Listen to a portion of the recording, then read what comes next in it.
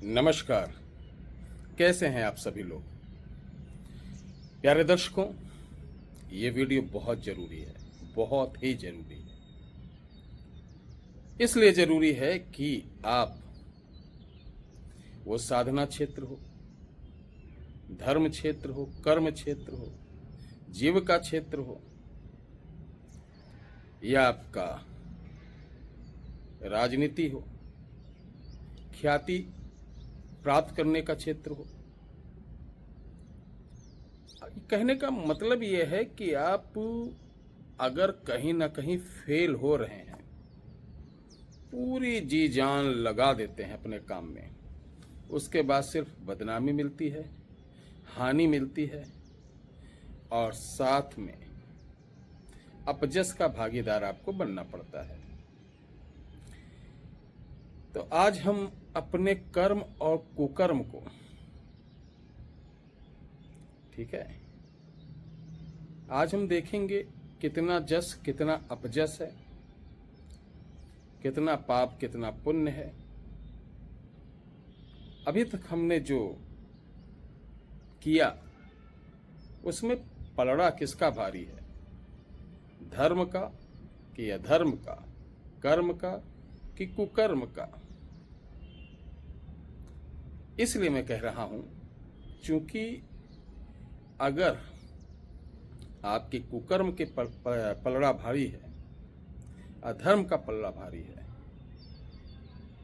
तो आपको काफ़ी समय लगेगा बहुत कुछ पाने के लिए। तो अभी भी समय रहेगा कि आप अपने इन नकारात्मक जो आपने अभी तक का पाप किया या जो अधर्म किया, जो कुकर्म किया, उनको धर्म में, सत्कर्म में कैसे बदलें और कम समय में हम कैसे इन चीज़ों पर अपना एक अधिकार होता नहीं कि मेरा अधिकार है अब मैं धर्म पे हूँ, मेरा अधिकार है अब मैं सत्कर्म पे हूँ, तो कैसे प्राप्त करें। सबसे पहले मैं आज बताऊंगा कैसे जांचें। सिर्फ 2 बीज आपके जन्म से लेके अभी तक जो आपने कर्म किए होंगे उसमें कितने प्रतिशत आपका धर्म है और कितने प्रतिशत आपका कुकर्म है। ये सारी जानकारी आपको 2 बीजों से मिलेगा। ये एक परिचित वैदिक गुरुकुल परंपरा के अंतर्गत, वैदिक परंपरा के अंतर्गत आने वाली तंत्रोक्त क्रिया है। इसे समझिए, जानिए और प्रयोग करिए। करना क्या है, किसी भी अमावस्या को आपको 2 चने लेना है, ठीक है, रात को लेना है और दोनों चनों को एक अपने पांव के दाहिने अंगूठे पर लाल कपड़े से, बाएं अंगूठे पर पीले कपड़े से बांध देना, रात भर सोना, सुबह उठना, इन दोनों चनों को ध्यान रखना कि लाल कपड़े वाला कौन है, पीले कपड़े वाला कौन है, दाहिना धर्म है, बायां कुकर्म है, ध्यान रखना। अब दोनों को अलग अलग कटोरी में रखें निशान लगाकर, जैसे माइनस प्लस का लगा दीजिए। कटोरी में रखकर उसके अंदर थोड़ा सा जल डालिए। जल डालने के बाद 24 घंटे पड़े रहने दीजिए। अब 24 घंटे में देखना किस चने में तेजी से, चने का आँखा नहीं होता, अखुआ, यानी वो जैसे पौधे बनते हैं, तो किसमें से उसका अखुआ निकला। जिसमें सबसे पहले अखुआ निकलेगा, दाहिने वाले में निकला, तो आपका धर्म, आपका सत्कर्म, आपका भारी है, मजबूत है। बाएं में निकला तो आपका पाप, आपका कुकर्म, आपका धर्म भारी है। और यदा कदा देखा गया है कि दोनों लगभग एक साथ निकलते हैं, एक साइज के होते हैं, तो आप दोनों मामले में बैलेंस हैं। और कभी कभी देखा गया है कि दायां बड़ा हो गया, बायां में बहुत छोटा है, तो एक अंदाज़ा लगाया जाता है कि हाँ इतना है तो इतना परसेंट है, इतना है तो इतना परसेंट है।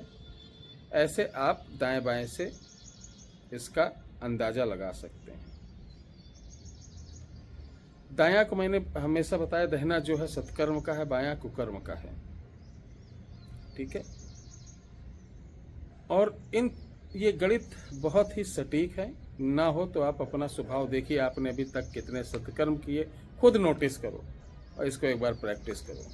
सुनिए,